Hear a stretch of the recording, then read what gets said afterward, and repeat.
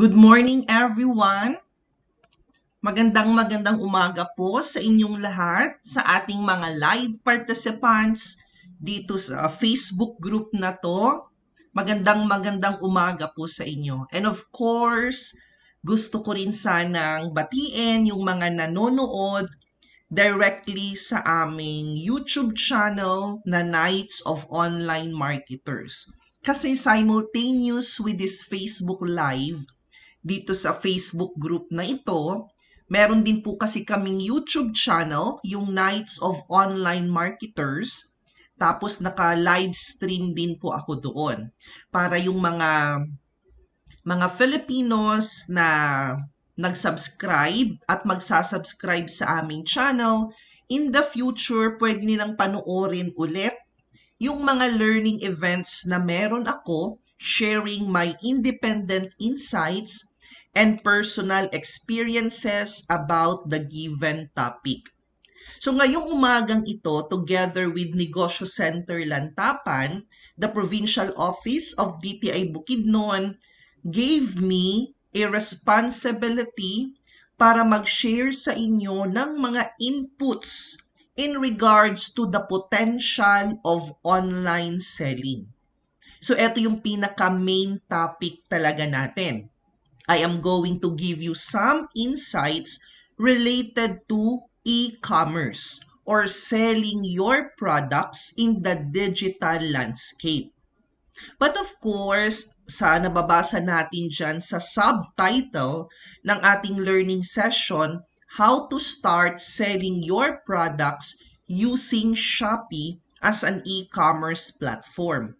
Kaya later this morning, magbibigay din po ako sa inyo ng mga inputs para maintindihan natin kung paano ba natin magamit si Shopee as a platform para ibenta din doon yung mga products na meron tayo. So that's why I am hoping na sa lahat ng mga live viewers namin at yung sa manonood ng recorded session na to, I hope na meron kayong makukuhang mga additional inputs, especially related sa pag-o-online selling. Ang learning session na ito, hindi lang ito para sa mga existing na MSME. Pwede rin ito siya sa mga aspiring, yung mga gusto palang magsimula ng kanilang negosyo. And of course, ang learning session na to para sa mga Filipinos na nag-o-online selling talaga.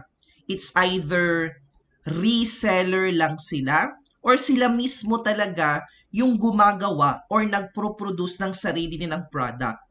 Kasi isa sa mga naging in-demand at naging trending na digital opportunity when the pandemic started, online selling talaga. Diba biglang dumami ang population ng mga online sellers nung nagka-pandemic? For a very obvious reason na kailangan kasi nating magkaroon ng additional source of income.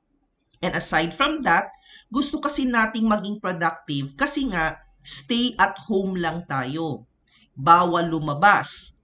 Kaya to the best that we can, we want to be productive even at the comfort of our own home. Kaya naisipan din natin na mag-online selling. Well, actually, to be honest with all of you, last year, nag-online selling din naman ako. Kaya I can really testify, no, masasabi ko talaga sa inyo na e-commerce or selling products online can really give you a high revenue. Malaki din yung kinita ko last year. Kasi nga, nung nagkaroon ng declaration of the lockdown, March of 2020, lahat ng nakaschedule na activities namin for the whole year, hindi namin alam kung kailan mare-reschedule yun, kaya kinancel talaga namin yun. Majority pa naman ng aming sources of income sa KOM or sources of fund sa aming business is through training programs talaga. So nagkakandak kami ng iba't ibang level of training programs. Tapos, ini-invite din ako para maging resource speaker, maging trainer. Kaso nga, dahil sa pag-declare ng lockdown, lahat yun kinancel namin. Kaya wala kaming source of fund noon. Mabuti na lang meron kaming emergency fund na naisave. Kaya habang wala kaming kinikita, meron kaming nagamit para panggastos sa aming overhead and operational expenses. Kaya sabi ko sa sarili ko, why not I will also start an e-commerce business. Kaya nung pagka-April of 2020, I started a business called R3 Marketplace. So yun yung aking online selling business. Kaya alam ko yung pakiramdam kung paano maging isang online seller. Alam ko yung mga challenges na pinagdadaanan ng isang online seller. Kaya I can really give you examples based on my personal experiences. Kaya again, at the end of this learning session, I hope na meron kayong makuhang additional knowledge and insights related to the potential of online selling. So let me introduce myself for the benefit of everyone. Kasi baka yung iba sa inyo, first time na nag-participate with a learning session na ako yung resource speaker. Pero I know, for a while ha, may ano sa, okay. So I know some of you, first time na mag-participate na ako yung resource speaker ninyo, no? Pero alam kong majority ng ating participants, kilala nyo na ako because since last year pa kami nagkakandak ng webinars with DTI Bukidnon. My real name is Ronald Rambuanga, but you can call me Piper instead. I am the founder and owner of Knights of Online Marketers or KOM. We are actually based here in Davao City. Pero kahit based kami dito sa Davao, DTI Bukidnon is our industrial and developmental partner sa pag-a-assist ng mga MSMEs since 2015 pa.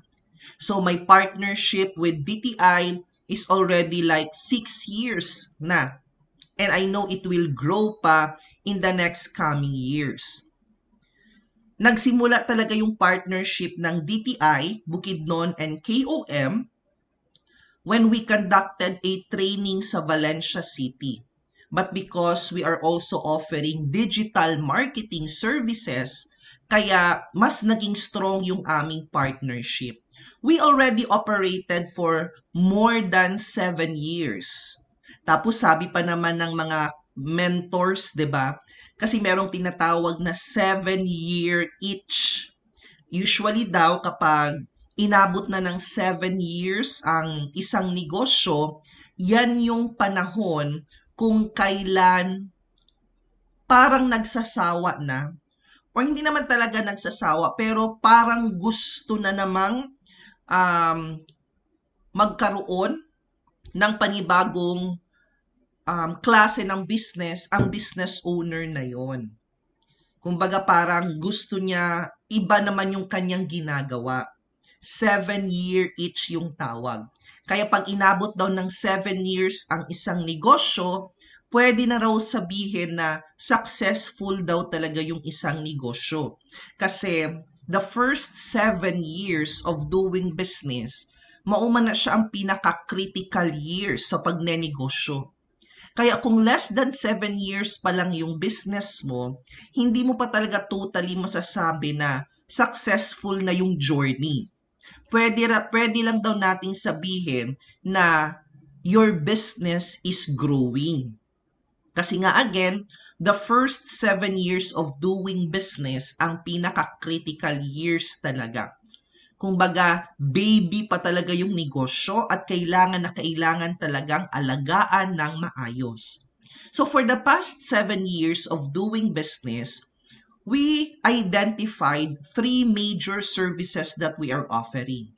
So we started talaga with outsourcing. So dyan talaga kami nagsimula noon. We are hiring Filipinos, particularly here in Davao City, to be part of the Knights of Online Marketers.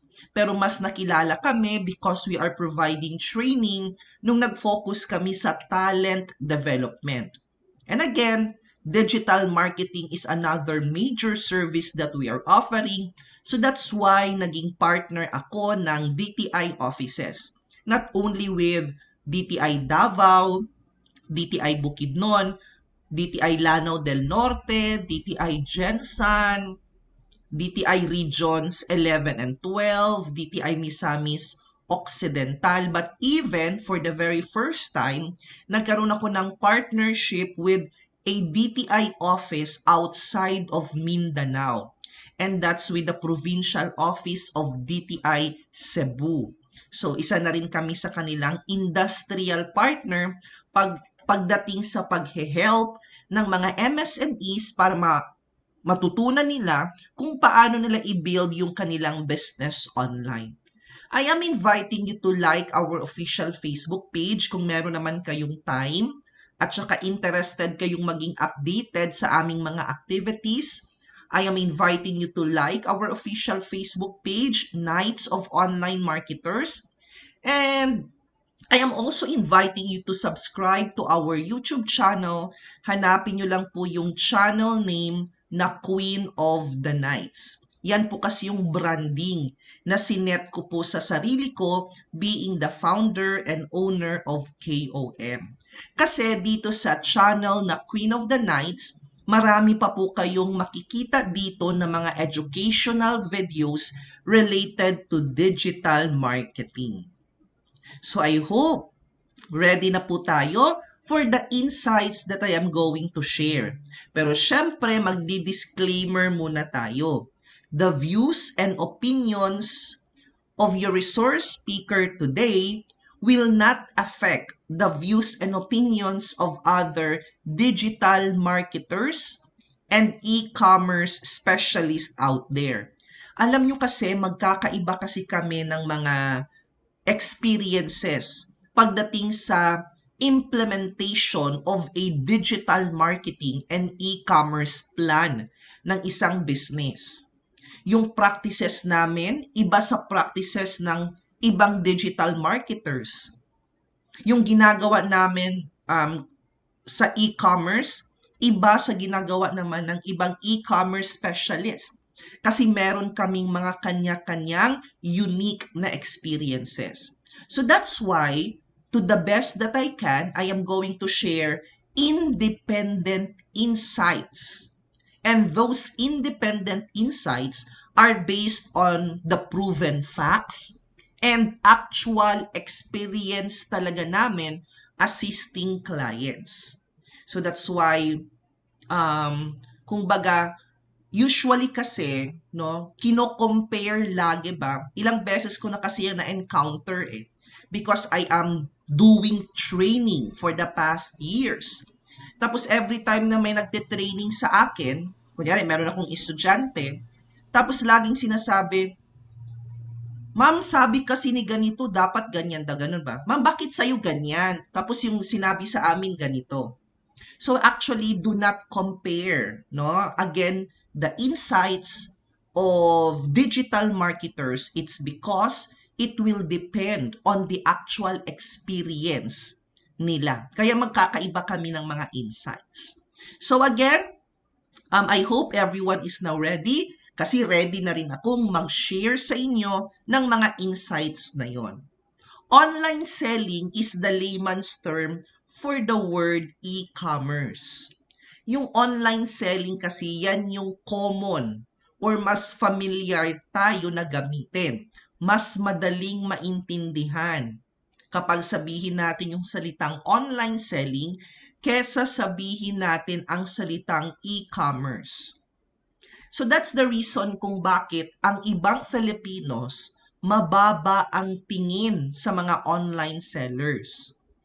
Marami din kasi akong nababasa sa Facebook feed ko na mga scenarios na sasabihan daw yung isang online seller na, di ba graduate ka ng bachelor's degree?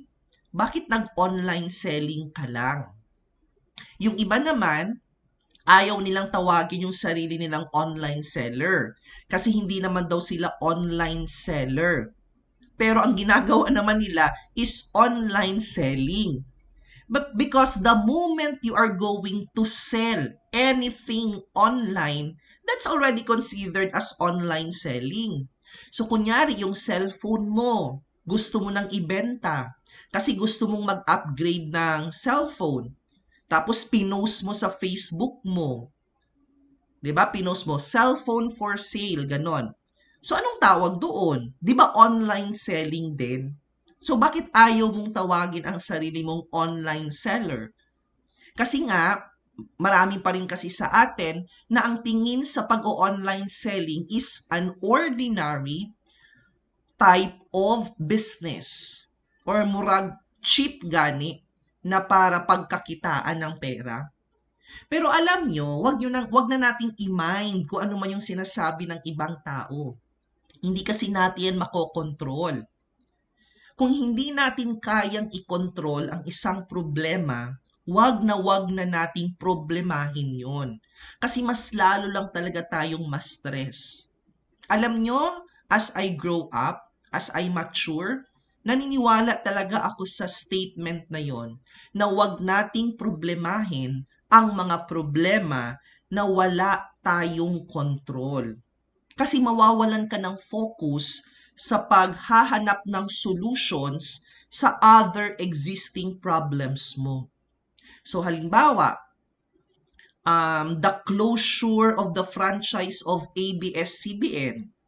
'Di ba? Yung ABS-CBN more than a year nang nagsara, yung hindi na sila nabigyan ng panibagong franchise na mag-air sa free TV. So syempre maraming Filipinos ang nag-share ng kanilang mga opinions to the point na mag-away-away-away na ang mga netizens. Nagti-take time talaga sila para awayin yung mga umaaway sa ABS-CBN na mga nanonood ng ABS-CBN. Ako, to be honest, nanonood naman din ako ng ABS-CBN. Pero hindi to the point na talagang I will take time para lang mag-post ng aking mga concerns, awayin yung mga nagko-comment sa isang post because there are still other problems that I need to prioritize para mabigyan ng solusyon. Aside from that, even though I will share my opinions in regards to the closure of ABS-CBN, hindi naman yun makakatulong para mabigyan ulit sila ng franchise, 'di ba? Kaya, kumbaga, hindi dapat natin problemahin yun. Kasi, problems na wala tayong control, mas lalo lang tayong ma-stress. Kaya yung mga Filipinos na mababa ang tingin or inaaway, ginadiscriminate or nilalait yung mga online sellers, i-deadma muna lang yan sila. Just prove to them na profitable naman yung journey na gagawin mo. So again, online selling is the layman's term for the word e-commerce. I will share to you 3 observations in regards to online selling, especially nung nag-start ang pandemic. Ano ba yung status ng pag-online selling before the pandemic, during the pandemic, and what will happen in the future if in case magba-back to normal na tayo? Then and now, what lies ahead?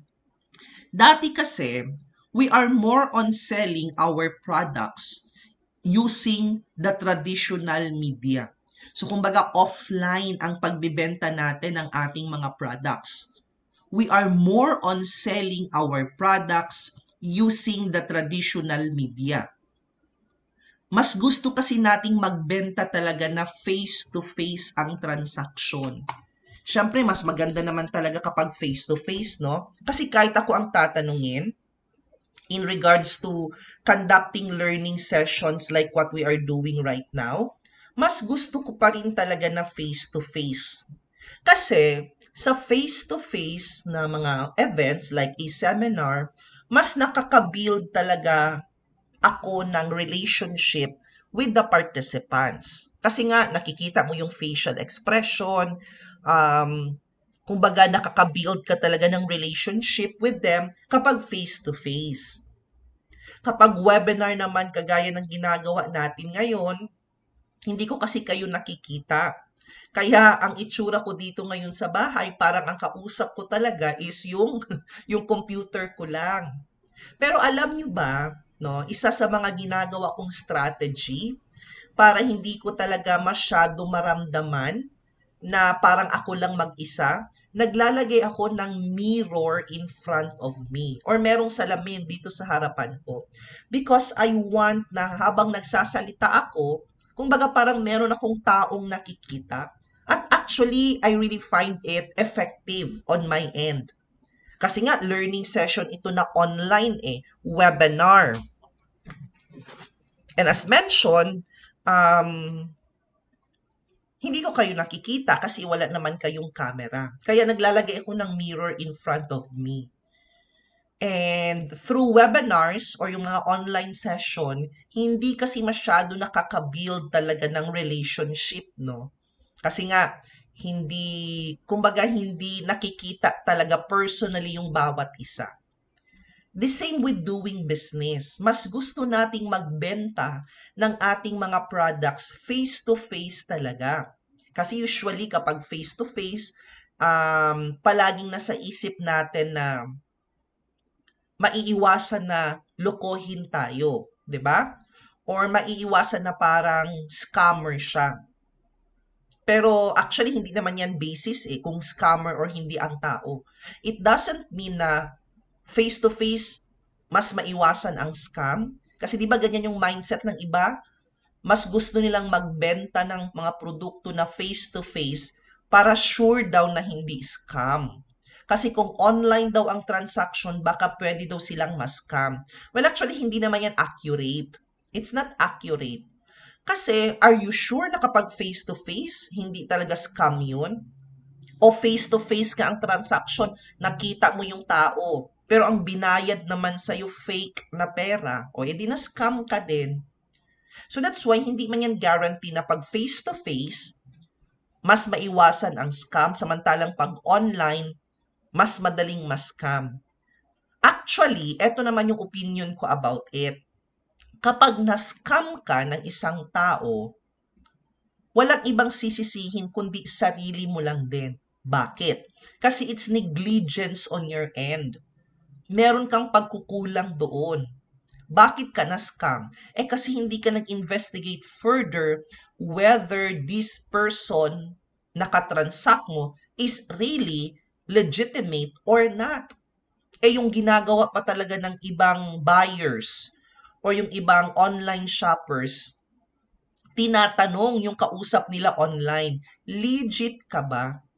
Actually, like months ago or last year ba, naka-receive talaga ako ng ganyang klasing tanong. Kasi di ba nagpo-provide kami ng mga online training. Tapos merong isang potential trainee na tinanong ako if we are legit or not. Well, naiintindihan ko naman on her end na gusto niya akong itanong about our legitimacy. Pero alam niyo ba na if you are going to ask yung katransact mo online kung legit ba sila or hindi, makakakuha ka talaga ng maling sagot always dyan. Bakit maling sagot? Kasi they are going to answer talaga na, yes po, legit kami. Kahit scammer yung kausap mo, scammer yung nagbebenta, tinanong mo siya, legit ka ba? Legit po ba kayo? Kahit na scammer siya, ang sasabihin niya pa rin, yes po, 100% legit kami. Tapos naniwala ka rin kaagad. So that's why asking someone if legit ba sila or hindi will not give any assurance or guarantee na hindi ka maloloko. Kaya wag niyong tanungin ang mga online providers, no? kung legit ba sila or hindi, because in the first place, it is your own responsibility na mag-investigate talaga. Kaya para maiwasan na ma-scam ka, kailangan mag-check ka ng mga reviews, mag-check ka ng mga feedbacks para mas pagkatiwalaan mo sila. Kaya nung tinanong ako nung isang potential student na, legit po ba kayo? Talagang sinagot ko siya, well, actually, it's your responsibility to investigate and double-check the legitimacy of a business na katransact mo online. But to answer your question, yes, we are a registered and legitimate business based here in Davao City. So, yun yung sinagot ko sa kanya. Kumbaga, nagbigay din ako ng insight at ng realization na it's your responsibility, not mine. Ang responsibilidad ko lang is for me to showcase what other people are saying about us or yung mga testimonials, reviews, recommendations. So, pwede ko siyang i-redirect doon. Pwede ko siyang, sasabihan na, if you want to check the recommendations given to us, you can check this link. O, ganon. Pwedeng ganon para lang at least mas maging confident siya. Dati, we are selling products using the traditional media, but under the new normal, when the pandemic started, natutunan natin kung paano mag-online selling gamit naman ang digital media or online mode na ang pagbibenta natin. Bakit? Kasi wala man tayong choice. We are staying at home. Nasa loob lang tayo ng bahay. Sarado ang mga physical stores. Walang mga walk-in customers. So that's why natutunan natin kung paano ibenta online ang ating mga products. Kaya biglang dumami ang mga nag-online shopping, di ba? Kasi dati nga, we are targeting the walk-in customers. Kaya ang tawag doon, commerce. Kumbaga, face-to-face ang business transactions. Kasi kapag meron kang physical store, ang tinatarget ng physical store natin, yung mga walk-in customers nga. Kaya we called it commerce. Pero pinasara at kailangang magsara ng mga physical stores brought to us by this global pandemic. Kaya nung nagka-new normal, instead na walk-in customers ang atuang gina-target, digital consumers na. Kaya may tinatawag tayong e-commerce or yung pagbibenta ng ating mga products online nga. So instead of targeting the foot traffic, we are now targeting the web traffic or yung mga gumagamit ng internet. Anong kailangan mong gawin in order for your products na makita ng mga internet users? So, syempre, ibenta mo online. Maraming gumagamit ng Shopee. So, why not sell your products kay Shopee? Maraming gumagamit ng Lazada. Why not sell your products kay Lazada? Maraming Facebook users. Facebook is still the most powerful social media available in the internet nowadays. So that's why we need to learn also on how to properly sell our products using Facebook to target again the digital consumers. Matagal na naming ini-introduce ang e-commerce pati ang digital marketing sa mga Filipinos, especially sa mga entrepreneurs. Matagal na. Dito nga sa Davao City, nung wala pang new normal, every month, kada buwan talaga yan. Every month, I am conducting a learning session sa 3 negosyo centers namin dito sa Davao. Every month yan. And I am providing my service for free. Kasi opportunity din kasi yun na makakuha ako ng potential na client interested sa aming digital marketing services. Palagi kaming nag-a-advocate na ma-realize ng mga entrepreneurs that e-commerce is kailangan na kailangan nila sa kanilang business. Pero alam nyo ba na kahit ilang beses pa kaming mag-conduct ng learning session, ilang beses ban kaming mag-conduct ng mga seminars talking about e-commerce and digital marketing, hindi pa rin ganun ka-open-minded ang ating mga entrepreneurs. Kasi para sa kanila, ang e-commerce and digital marketing is something like a nice to have in their business.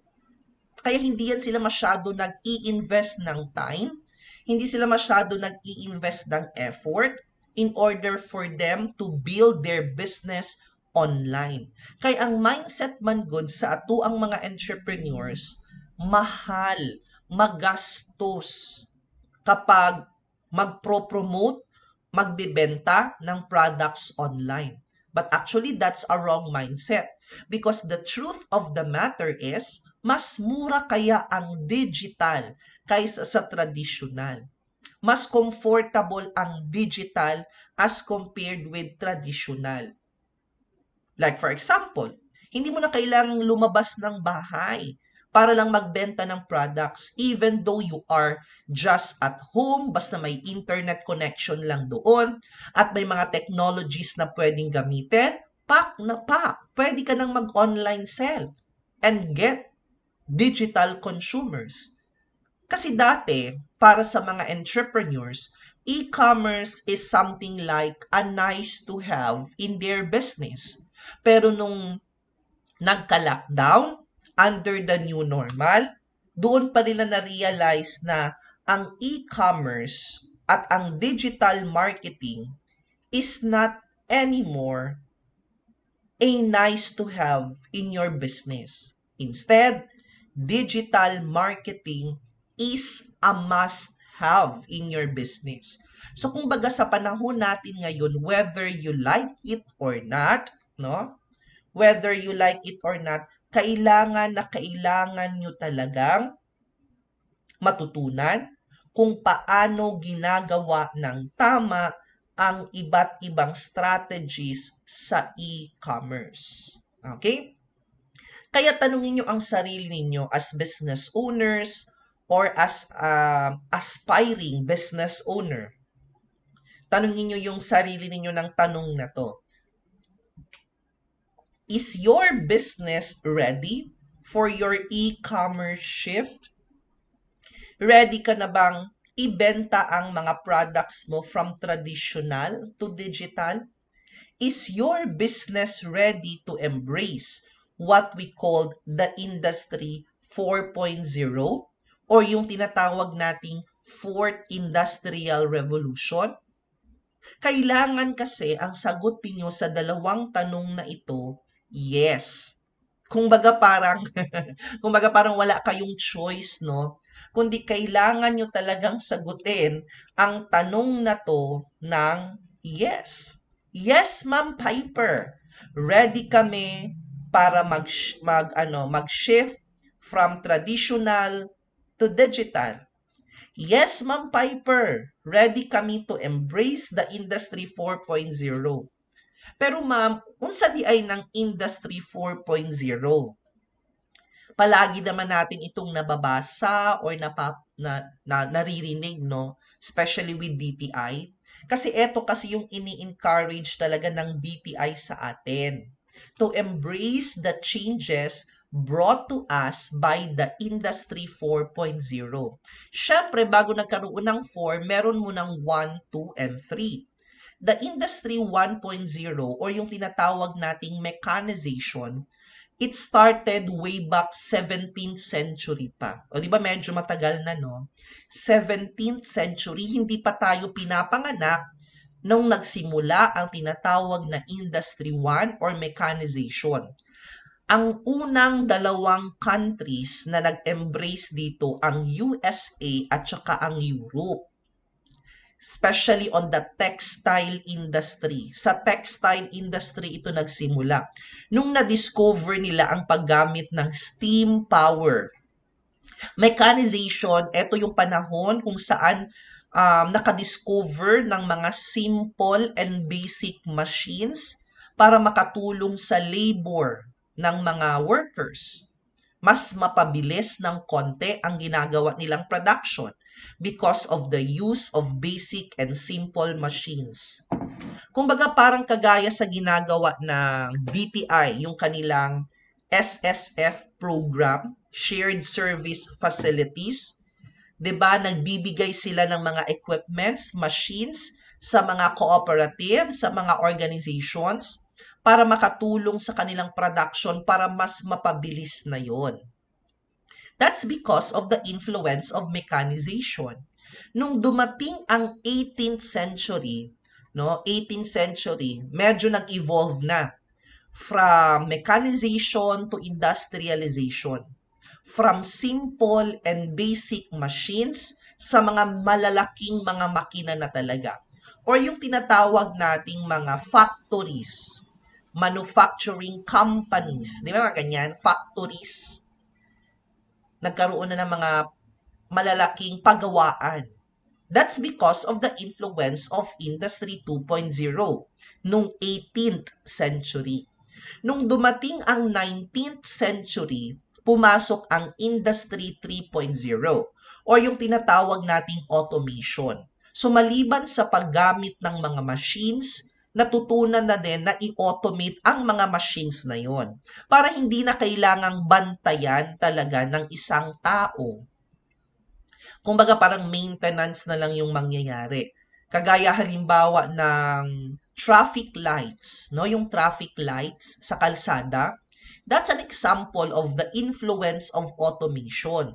Kasi instead na may traffic enforcer sa gitna ng kalsada para mag-organize ng traffic, no? Nag-set up na lang sila ng mga traffic lights. Tapos, etong mga traffic lights na to, inautomate na yan nila. Meron bang taong nag-ooperate kung kailan mag-go, magsa-stop, and so on? Di ba walang taong nag-ooperate nun? Inautomate na lang nila na 1 minute ang go, 1 minute ang stop. So, malalaman mo yon by just looking at the traffic lights. Kaya yung mga traffic enforcers, usually nasa tabing kalsada na lang yan sila para bantayan kung sino yung mga nagva-violate sa traffic rules and regulations. Or yung ATM, Automated Teller Machine. Diba dati ang withdrawal ng pera sa isang bangko is over the counter. Pero ngayon, just go to the nearest ATM, insert the card, and you can withdraw money. Although meron lang siyang withdrawal limit, no, na 20,000 per day. Again, that is because of the influence of the third industrial revolution or yung tinatawag nating Industry 3.0. Kaso, ano na nga yung industrial revolution natin ngayon? We now have the Industry 4.0 or yung tinatawag nating digitization. Or minsan tinatawag rin nating digitalization.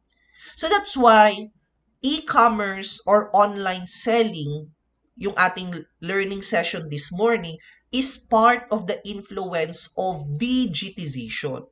You need to digitalize your business. And in order for you to start your digitalization, kailangan yung maging ready for your digital transformation. Kailangan na nating i-embrace this time ang paggamit ng information and communications technology, especially in terms of doing business. Naan naman good easy access sa easy access sa internet. Meron na tayong easy access sa mga technologies. Kaya why not make use of them in order for your business to grow? So kaya we need to be kailangan nating maging ready sa ginatawag nato na digital transformation of our business. Kung hindi pa kasi nagkaroon ng pandemic, kung hindi pa talaga natin nasubukan na ma-lockdown, no, hindi kasi natin yan marirealize na mag-go digital na tayo. Kung hindi pa nagkaroon ng pandemic, hindi pa natin marirealize na kailangan nating mag-convert or gamitin ang digital landscape, especially in terms of doing business. So the pandemic has made it necessary, no? The pandemic has made it necessary for both consumers and producers to go digital. Kaya 'di ba dati ang ano nyo ang parang kumbaga, 'di ba we are all familiar with the song Let's Get Physical, Physical. 'Di ba? Alam natin yung kantang 'yon, 'di ba? This time, ang magiging official soundtrack ng inyong business, Let's Go Digital, Digital. Magiging gano'n na yung kanta ninyo palagi. And you always need to consider na mag-digital talaga kayo. Kasi that's the trend. Not only because it's new normal. Yan rin yung magiging trend even in the future. Even in the future. So, kumbaga parang ano, kumbaga, tawag dyan yang, hindi siya, kumbaga, mawawala. Because again, that's the trend. Yan yung parang magagamit at magagamit talaga ninyo even in the future. Hindi mawawala yan. Why? Because there's always changes pagdating sa paggamit ng ICT into its full advantage. Kaya hindi dapat tayo magpahuli in doing business or else matatalo tayo ng ating mga competitors. Kailangan yung magkaroon ng digital payments. You need to learn how to accept payments na hindi face-to-face, like using GCash, Paymaya, PayPal, and other digital payment na platforms. Tapos kung gusto niyo magkaroon din ng mga virtual trade fair or yung tinatawag nating live na online selling, so that's another example of a digital transformation. 'Di ba mas maraming potential buyers, mas maraming potential na mako-convert into customers kapag matutunan natin kung paano mag-live selling. Pero it will take a lot of courage, man good. Kailangan mo talagang mag-invest ng confidence to sell in front of a camera ng live. Take note, it is live. Kaya hindi ka talaga pwedeng magkamali. Kasi live siya hindi na siya pwedeng ma-edit. Pero, the strategy of doing live selling is effective. Yung isa sa mga in-interview sa napanood kong episode ng yung sa GMA yun yung kay Susan Enriquez, parang kagaya siya sa May Puhunan ni Karen Davila, pero sa GMA yun, meron siyang in-interview na online seller. Tapos kumikita siya ng 30 to 50,000 in just 4 hours of selling ka ng mga surplus gani. I don't know kung Japan ba yun or Korean surplus. Basta it's surplus, mga kitchen utensils, na mga gamit sa dining. Kumbaga more on household products na surplus. Sabi niya, nung napanood ko yung episode na yon, sa loob lang daw ng 4 hours na nagla-live selling sila, kumikita sila ng 30 to 50,000 na sale. Pero syempre, I don't know kung paano niya gi-measure yun kasi baka that's only for the reservation. Hindi pa natin sure, yung mga nagmamine lang, hindi natin sure kung talagang kinuha ba talaga yung product. Pero that's an example of what we call digital transformation. They are selling their products online. Of course, pasok dyan yung e-commerce and digital marketing. E-commerce and digital marketing kasi they work hand in hand together. They work hand in hand.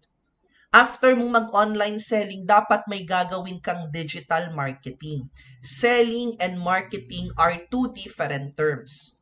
From the word itself, selling, magbebenta ka. Marketing, ipropromote mo. Kaya after mong magbenta, at kung meron ka ng binenta, you need to market it para mas maraming tao ang maging aware about the existence of your products. Meron kasi tayong iba't ibang klase ng e-commerce, no, or online selling, at kailangan yung ma-identify kung saan kayo dito na belong. May tatlong klase ng e-commerce. Actually, anim. There are 6 types of e-commerce, pero yung tatlo lang ang e-enumerate ko kasi dito tayo medyo pasok as compared with the other types of e-commerce. The first type of e-commerce is what we call B2B. Some of you, di ba, familiar with this acronym? Business to business ang tawag natin dyan.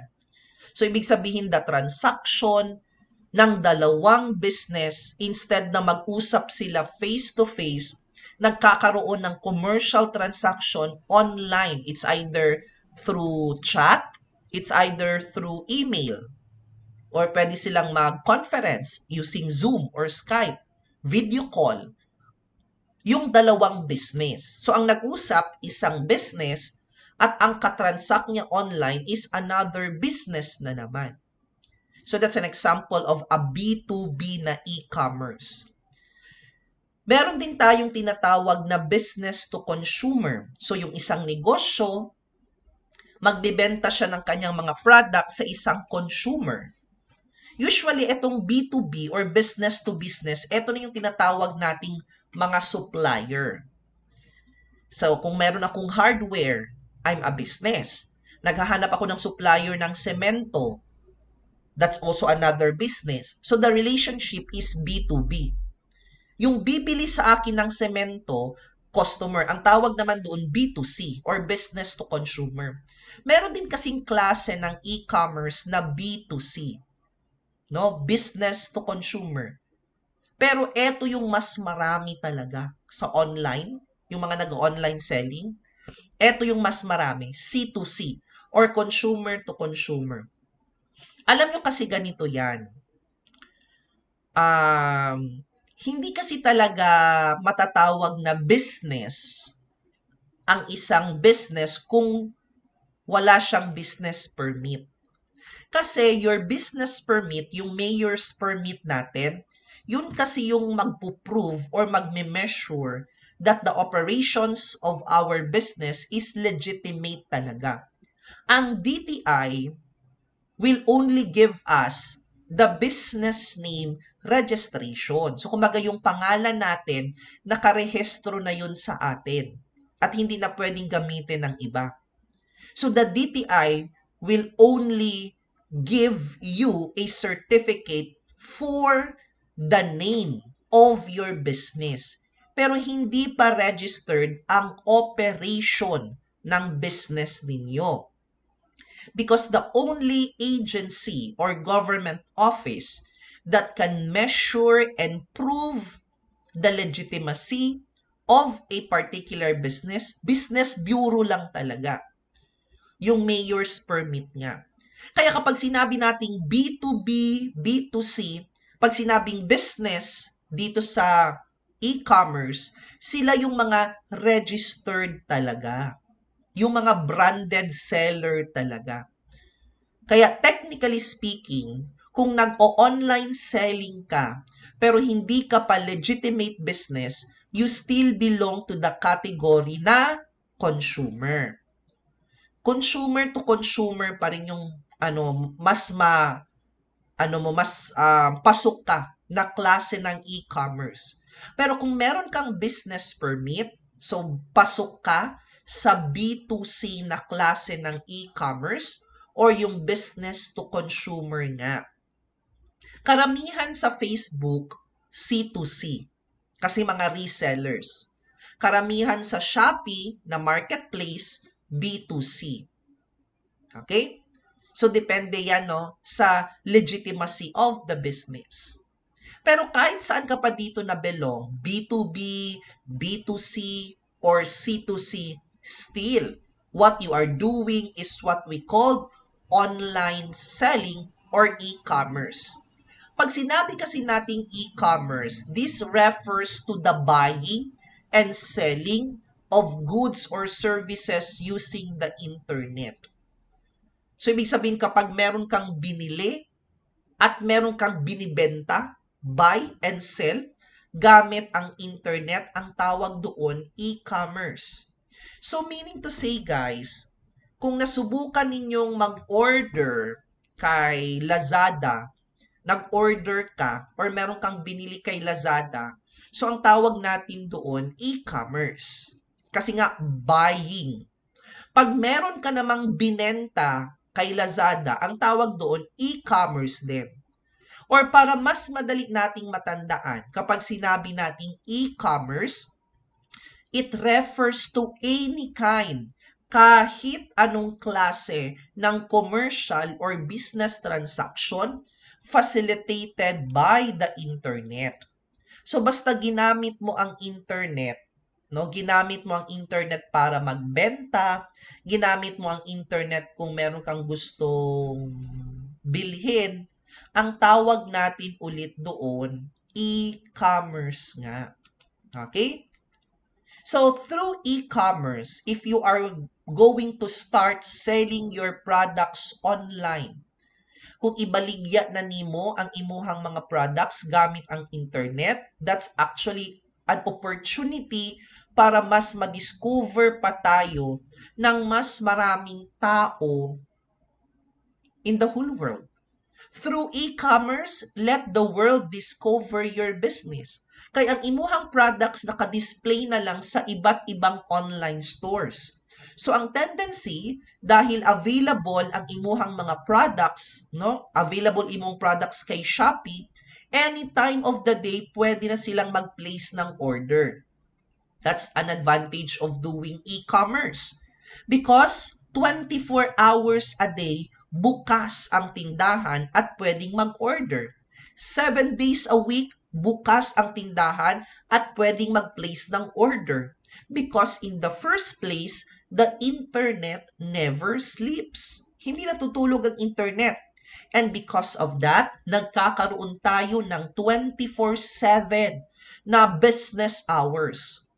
Tapos yung Shopee pa talaga, marami na silang visitors, 'di ba? Sikat yung Shopee eh. Kaya marami ng tao ang nagvi-visit noon. Maraming tao ang nag-install ng mobile app ng Shopee sa kanilang mga cellphones. So that's why we are really encouraging our MSMEs to add and sell their products in Shopee as an e-commerce or as a marketplace for online selling talaga. Sabi kasi ni Bill Gates, if your business is not on the internet, then your business will be out of doing business. At hindi siya nagbibiro nung sinabi niya ang statement na yan.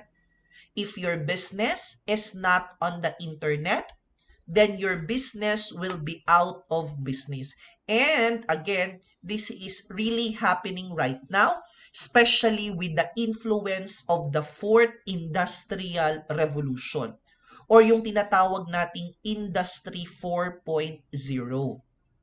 Kaya, kumbaga parang wala tayong choice, kundi kailangan talaga nating matutunan on how to transform our business from traditional to the digital way. Saan ba tayo pwedeng magbenta ng mga products? Since we are doing business, ma'am, naaman mi ginabaligya, di ba?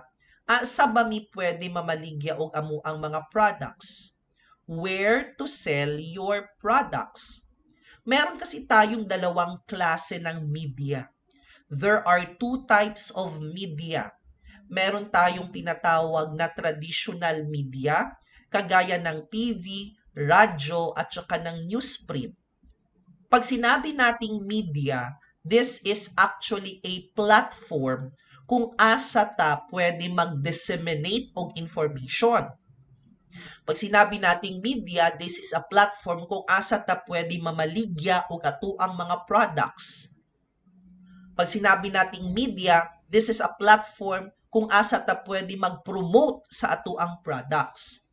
Kasi pwede man tayong mag-promote gamit ang TV, pwede tayong mag-market gamit ang radyo, pwede tayong magbenta gamit ang newsprint.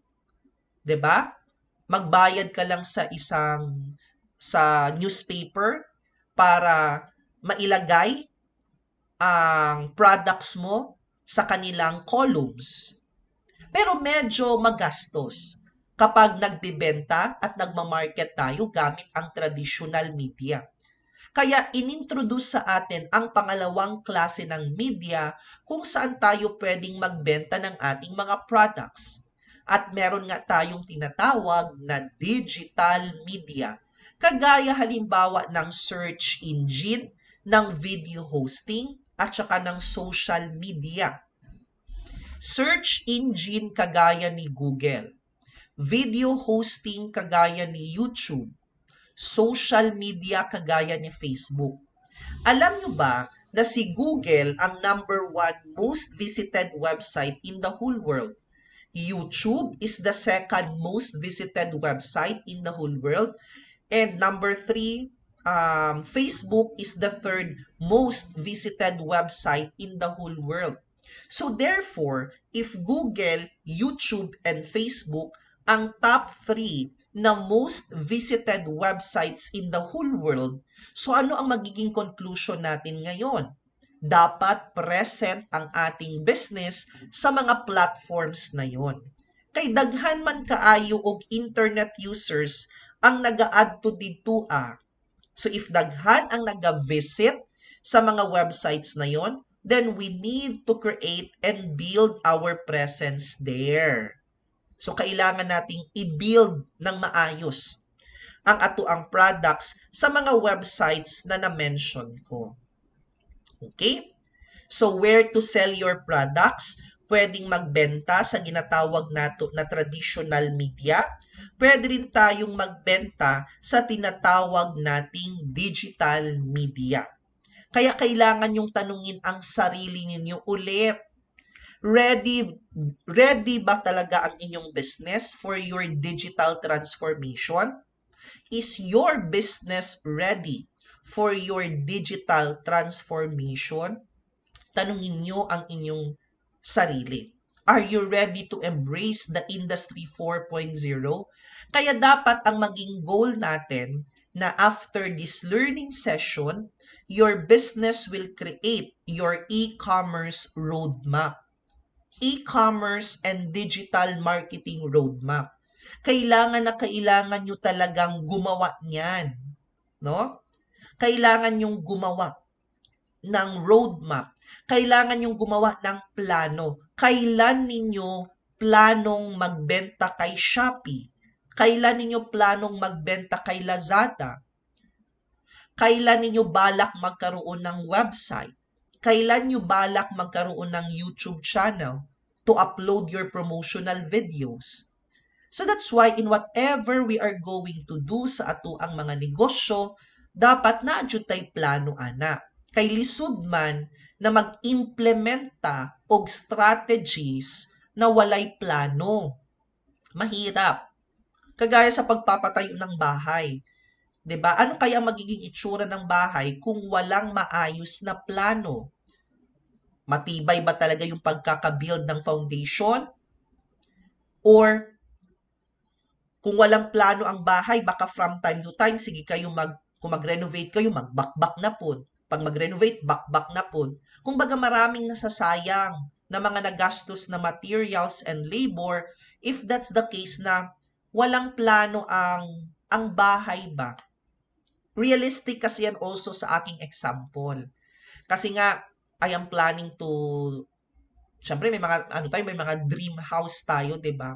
Kaya maraming pumapasok sa isip ko kung ano yung magiging itsura ng bahay, pagpasok mo ng pintuan, ano yung unang makita. So marami ako mga ganyang plano sa isip ko. Tapos, since I am starting to renovate the house, ayaw ko munang magsimula ng renovation without consulting an architect. Kung pwede ba itong gagawin ko or hindi. Para kung sakaling progressive lang ang renovation, pag sinabing progressive, kanang magpa-renovate gani ka og balay pero since wala kay kwarta kanang dito muna na part, tapos after 1 year dito na naman na part, ana ba progressive renovation. Kaya wala man tayo 1 million para isahan na lang sana, no? So since progressive ang plano mong renovation, dapat magpakonsulta jud ka kay para dili gud sige bakbak kay sayang man ang mga materials. Like for example, gusto kong magpa-flooring sa labas. Kasi lupa pa, di ba? Ipa-flooring, ang likod, harap, tsaka yung garahe. Pero syempre, in the future, kasi di ba magpapalagay ako ng second floor. So baka ang mangyayari, sisirain ulit yung nilagay na mga semento. Kaya gusto ko, bago mag-flooring, ilagay na yung mga foundation. Parang ganyan ba? Tapos, para dire-diretso na, progressive renovation. You need to have a roadmap. Hindi lang sa pagnenegosyo, even in your personal life. Yung binibili kong mga appliances dito, nakalista yan kung ano yung una, pangalawa, tatlo. Based on the priority. Based on my priority. Pero minsan kasi nag-change yung priority natin. Like for example, yung aircon, hindi pa siya on the priority list ba? Kaso yung Pilipinas parang lumapit na ata sa araw. I don't know dyan sa Bukidnon, no? Kasi malamig naman yung Bukidnon. Especially Malay-Balay, no? Pero dito sa Davao City, grabe talaga ang init. In fact, dati dalawang electric fan yung nakaharap sa akin every time that I am doing online engagements. Kasi mainit yung mainit yung binubuga ng desktop ko. Mainit din yung binubuga ng laptop ko. Tapos, yung electric fan, ang binubuga niyang init, ang binubuga niyang hangin, mainit din. Kaya very uncomfortable talaga. To the point na if you are not comfortable anymore, naapektuhan na yung productivity mo. Kaya instead na hindi ko priority yung aircon, nilagay ko na lang sa taas as a priority. So, di ba, meron dapat tayong listahan ng ating mga plano, meron dapat tayong roadmap. Kailan mo ba gustong magkaroon ng ganito?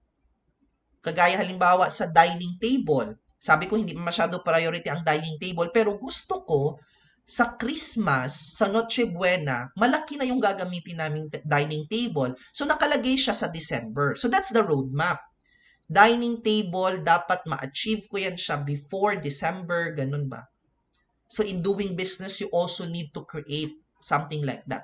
Anong buwan mo gustong mag-create ng tindahan kay Shopee? Anong buwan or anong quarter mo gustong magpagawa ng website?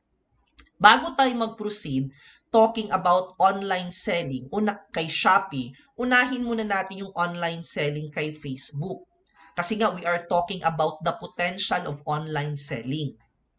Di ba, in general, the title of this webinar is the potential of online selling. Kaya magbibigay ako ng konting information lang naman talking about online selling using Facebook bago tayo mag-proceed giving insights sa pag-online sell naman gamit ang Shopee as a platform. Pero bago tayo mag-proceed, let's have a 5 minute break lang. CR break, water break. Tapos after 5 minutes, we are going to resume our discussion. No? Magpro-proceed tayo sa second half of our learning session. Standby lang din po kayo dyan. You can also have your 5-minute break.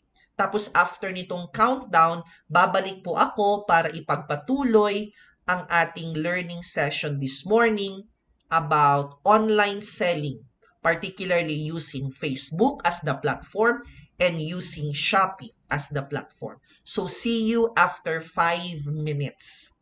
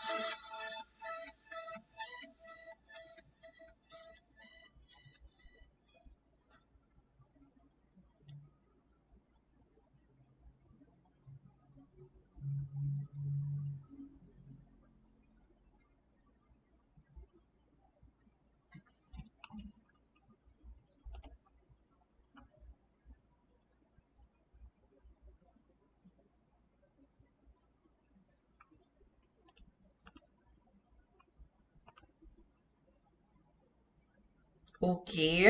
So the 5-minute break is now done.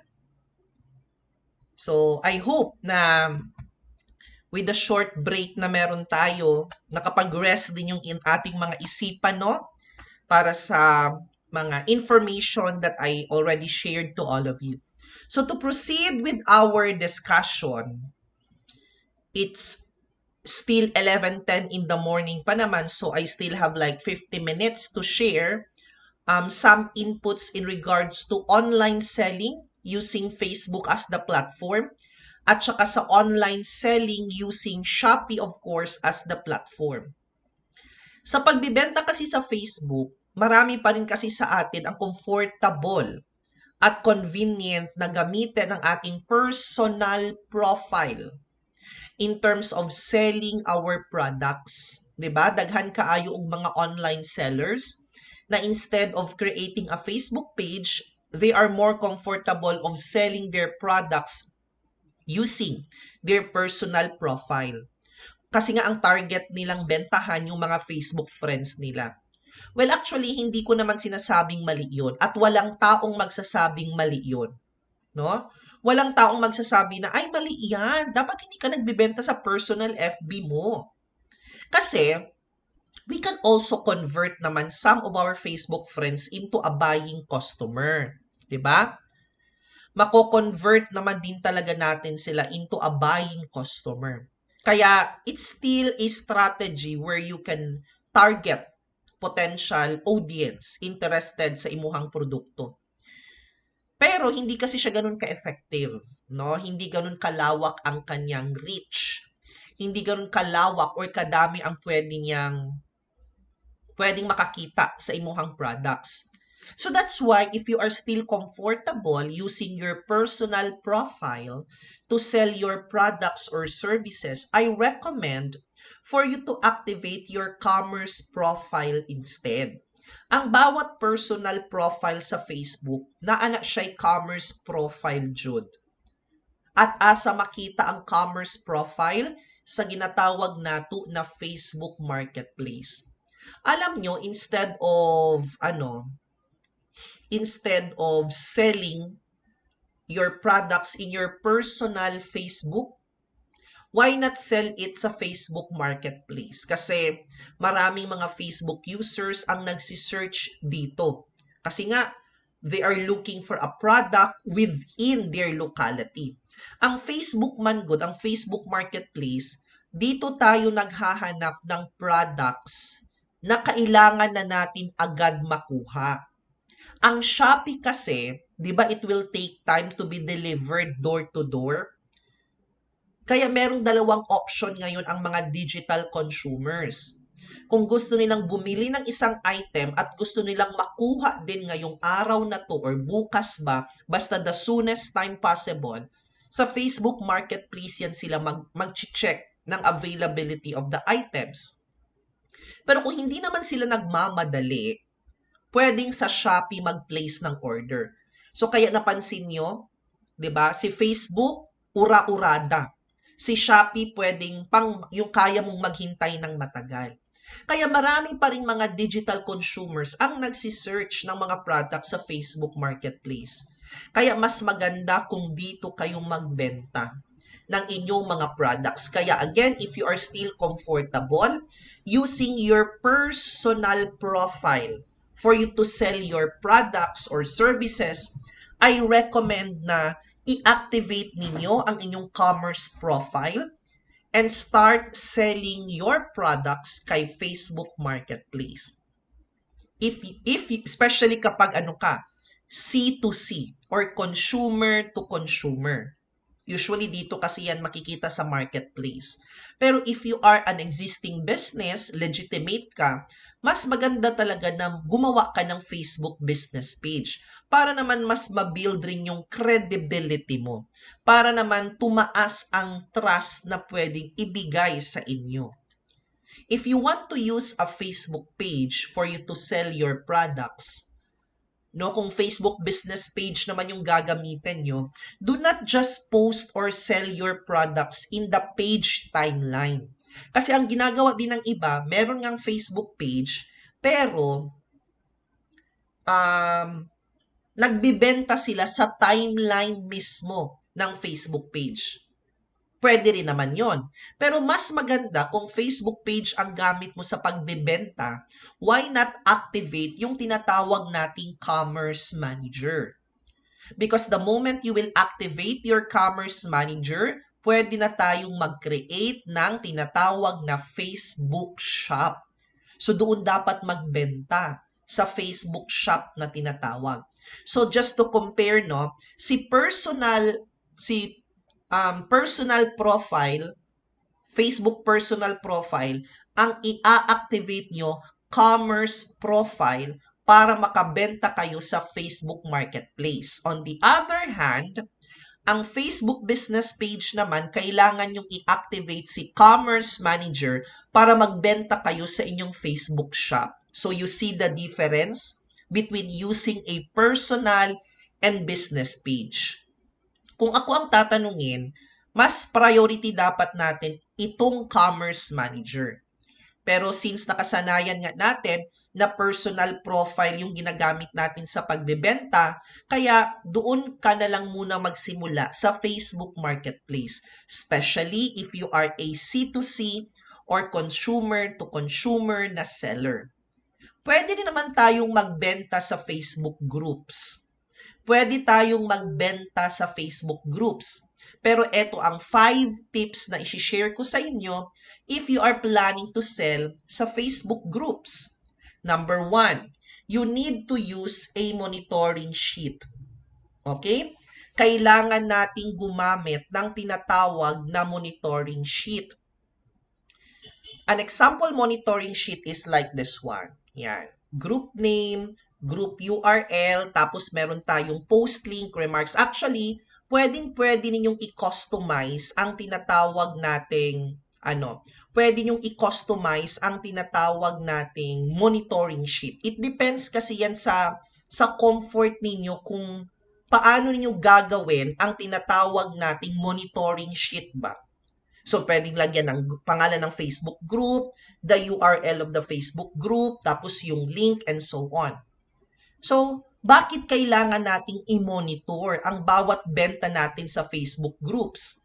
Kasi kailangan nating mag-engage sa ating post every 2 to 3 days.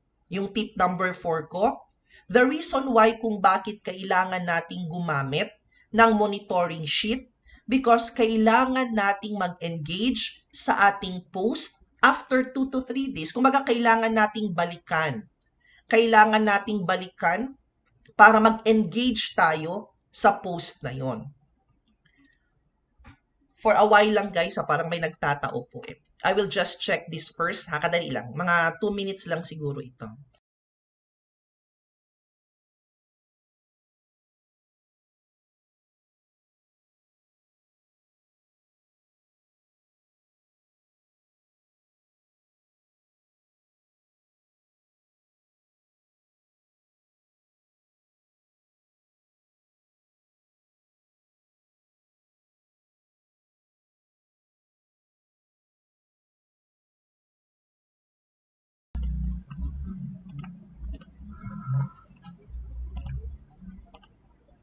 Okay, I'm back. May kumakatok kasi. So again, bakit kailangan nating gumamit ng monitoring sheet? Kasi ulit, kailangan nating mag-engage. Pag sinabing engage, kailangan mong balikan yung pinost mo after 2 to 3 days. Parang 'di ba? Yung napapansin natin sa napapansin natin sa tawag diyan, sa mga online sellers na nagko-comment sila ng app, 'di ba? They are commenting app. The reason why, kasi nasa isip nila, if magko-comment ng app, the post will go up. Kaya magko-comment sila ng ganon. Pero it's not literal. It's actually technical. Hindi ibig sabihin nag-comment ka ng app, yung post mo aakyat. Bakit? Kung mag-comment ka ba ng salitang down, yung post mo ba bababa, di ba aakyat din? Kaya umakyat ang post mo because na-detect ng algorithm na may nag-e-engage sa pinost mo. Kaya ilalagay ka niya on top of the feed. So that's why kailangan may monitoring sheet, kailangan yung mag-engage after 2 to 3 days para aakyat ulit yung pinost ninyo. Make sure to join Facebook group related to your brand. And create proper time interval to prevent spamming and do not oversell your products by overposting. Baka naman kasi post kayo ng post, 'di ba? Tapos to the point na nawi-waste na yung time and effort ninyo. Now, let's proceed on online selling naman using Shopee as the platform. Kasi ito yung isa sa mga highlights natin, 'di ba? Online selling using Shopee as the platform. Alam nyo, magkaiba ang website ng Shopee para sa mga buyers at saka ng Shopee para sa mga sellers. Magkaiba yung dalawa. If you are planning to buy, kung gusto mong bumili, pupunta ka sa website na shopee.ph. Pero kung gusto mo namang magbenta, pupunta ka sa website na seller.shopee.ph. Pero kahit magkaiba yung kanilang websites, magkaiba yung kanilang dashboard, ang login credentials or yung account na gagamitin mo, iisa lang. So meaning to say, kay Shopee, isang account lang para sa buyer at saka sa seller. So kung plano mong mag-buy, yun yung account na gagamitin mo. Kung plano mong mag-sell, yun lang din yung account na gagamitin mo. Magkaiba lang yung dashboard nila. So let me show you my screen. No, let's try to to open the website shopee.ph using my computer here, no? My other computer. So, para maipakita ko talaga sa inyo yung dalawa. So, yung naka-flash ngayon sa inyong screen, wherein I am already logged into my account, this is the shopee.ph na website. So, shopee.ph. So, I am logged in already to my account, no? So, dito ako bumibili ng mga items, no? Especially yung mga kitchen utensils. Kasi hindi naman ako nagmamadali na ma-receive yung items. Pero para hindi masayang ang shipping fee, sa isang seller lang ako bumibili ng available products doon. Kasi kung sa iba't ibang sellers ko i-order, ay di ang daming shipping fee na magagastos, di ba? So this is now shopee.ph. This is the dashboard para sa mga buyers. Ngayon, kung gusto mo nang magbenta, on the upper left corner of the screen, may nakalagay dito Seller Center or the Seller Central minsan ang tawag. So the moment you will click this, mapupunta ka na sa dashboard sa isa pang website at doon tayo magmamanage ng mga products na ibibenta natin at doon natin makikita ang mga orders na kailangan nating i-prepare. Doon natin makikita ang orders na nakumpleto na ang process of shipping, pati yung tinatawag nating finance or yung kinita mo na talaga. So, this is again the website for the buyers. Now, let's move on the seller center. And the website again is seller.shopee.ph. So, ngayon naglalagin na ako using the same account. Okay? Using the same account. So, hindi magkaiba ang hindi magkaiba ang dashboard ni buyer at magkaiba ang dashboard ni buyer at saka ni seller, pero isang account pa rin yung ginagamit natin. So this is now my my Shopee Seller Center na dashboard, no? So dito ka na ngayon mag-a-add ng mga products. So let's try to zoom out this screen para makita natin yung other menus here. So this is actually different, no? Seller Center. Yan. May penalty. So dito yung mga nakikita yung penalty. So dito tayo ngayon magbebenta. Shop profile. So i-check natin yung profile natin. Yan. So you can change your profile photo. You can add images about your online store here. You can describe your shop here and so on. Wait lang ha.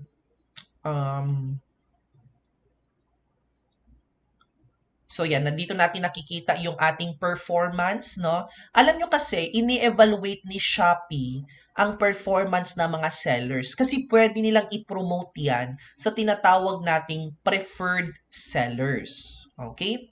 So that's why, tawag dyan, merong tinatawag na performance na monitoring dito for you to identify kung ano ba yung mga current status mo pagdating sa operational performance at pagdating sa sales performance. Okay? So again, magkaiba ang website ng dash ng website for the buyers and website for the sellers. Kaya if you are planning to sell, you need to go to the website seller.shopee.ph. Alam nyo, may 4 na klase ng sellers kay Shopee. There are 4 types of sellers kay Shopee. May 4 na klase ng sellers kay Shopee. At dito tayo nabelong sa ika-4. Lalong-lalo na kapag wala ka talagang business permit. Hindi ka talaga rehistrado as a business. Kasi ito yung mas marami. Yung tinatawag nilang no-label sellers. Kasi 'di ba ang uban sa Shopee kay resellers lang gihapon. Technically dili sila business owner, no. I mean, dili sila ang tag-iya sa business kay ang ilahang gibaligya kay gi-resell lang pud nila. Nangita lang sila og supplier tapos gibaligya nila. Parehas good sa ano no sa current trending karon katong food packages ba? 'Di ba kay ang direct contact atong customer kay ang reseller man good na murag nagpatong siya og almost 2,000 pesos sa original package rate nung nagpo-produce ng food package. Okay, so ang direct contact nung customer is the reseller. Ang point ko, actually no, mali talaga yung ginawa ng buy. On my end ha, no, as an entrepreneur, talagang merong mali sa buyer mismo. Kasi in the first place, food package kasi yung in-order niya at hindi siya nag-avail ng catering services. And it's actually different. And entirely different yon. Pag sinabi kasing catering services, syempre yung caterer ang in charge usually sa mga plato, di ba ganon? Sa mga gagamiting kutsara, minsan kasama pa dyan ang tables, ang chairs, yan, mga ganon. That's for the catering services. Pero kasi nag-avail kasi siya ng food packages. Kaya nung hinanapan siya ng BIR, no, ng resibo, medyo lusot kasi doon yung consumer, yung nagbebenta ng food package. Kasi nga, kumbaga parang niluto niya lang yun para ibenta. Kumbaga parang siyang karinderya style in a bigger volume na pag-present ng mga package. Tapos, mali din ng customer, no? Kay 'di ba sabi pa niya, gamay lang daw ang pagkaon. Pero in the first place, bago niya inavail yun, nakita niya na nag-usap na sila kung ano yung mga pagkain, gaano kadami, 'di ba? So, kaya napaka ano talaga nung trending nung nag-viral talaga yung babae na yun. Yan kasi din minsan gusto sanang magpa-impress to the point na mas napahiya patuloy siya. Anyway, kalimutan na natin siya. Yan yung mga problema na wala tayong control. Kaya kung nagfo-food package kayo or nagki-catering services kayo, yung scenario na yun, magiging lesson yun para sa atin. Ang first type of a seller kay Shopee, ginatawag nato na Shopee Mall sellers. Shopee Mall sellers. Ang ikaduha na atay ginatawag na preferred sellers. Ang ikatulo na atay ginatawag na overseas, from the word itself meaning to say nasa abroad ang nagabaligya. At ang ikaapat, meron tayong tinatawag na no-label sellers. Doon tayo sa una. Sa Shopee kasi guys, sa loob mismo ng Shopee, na ay duha ka lugar kung asa pwede mamaligya. There are two places sa sulod ni Shopee kung asa ta pwede mamaligya og ato ang mga products. Na atay ginatawag na Shopee Mall, like Robinson's Mall, ganon, SM. At na atay ginatawag na Marketplace. Marketplace. Kumbaga marketplace para siyang sa sidewalk. Parang ganyan ba? Sidewalk vendors. So na ay Shopee Mall, naapod tay Shopee Marketplace, na ay duha sa sulod ni Shopee kung asa ta pwede mamaligya. Ang mga branded sellers or yung mga official distributors of their licensed products, sa Shopee Mall na sila mamaligya. Sa mall. Parang sa sulod sa Robinson's Mall ba sa Valencia. 'Di ba ang naalang sa sulod sa Robinson's kay mga legitimate na business? I mean, like Oxygen, Jollibee, KFC, 'di ba? Mga branded sellers. Pag sinabing branded, hindi naman yung mga mamahalin. Pag sinabing branded, yung pagmamay-ari talaga nila. Pen shop, 'di ba? Legitimate business yun sila. Pero nagbenta ang pen shop, nagbenta ang Nescafe sa loob ng mall. Kaya mall. Parang yan din yung counterpart ni Shopee Mall. Kung ikaw ay isang official distributor ng Nescafe products, 'di ba may mga representatives kasi no, yung mga agents ba? Downy. Ganyan. Great Taste Coffee. Pwede kang magbenta sa Shopee Mall. So, ibig sabihin, kung branded seller ka, at plano mong magbenta sa Shopee Mall, hahanapan ka talaga nila ng business registration. Kasi ang mga nagbebenta sa Shopee Mall, they are obliged, they are required to submit documents na nagbabayad sila ng kanilang taxes. In-encourage kasi tayo ng mga e-commerce websites like Shopee and Lazada to also pay voluntarily lang naman, voluntary payment of taxes. Kaya nga hindi sila hinahabol ng government. Hindi galit sa kanila ang gobyerno. Hindi ipinagbawal sa Pilipinas ang ganitong mga platforms kasi nga they are requiring their sellers to be responsible in paying the taxes. And since yung mga nasa Shopee Mall, mga branded sellers yan sila, official distributors, they are legitimate, may business permit, at nagbabayad quarterly, annually ng kanilang mga taxes. Kaso nga, karamihan sa mga nagbebenta kay Shopee, wala pa may business permit kay nag-resell lang man.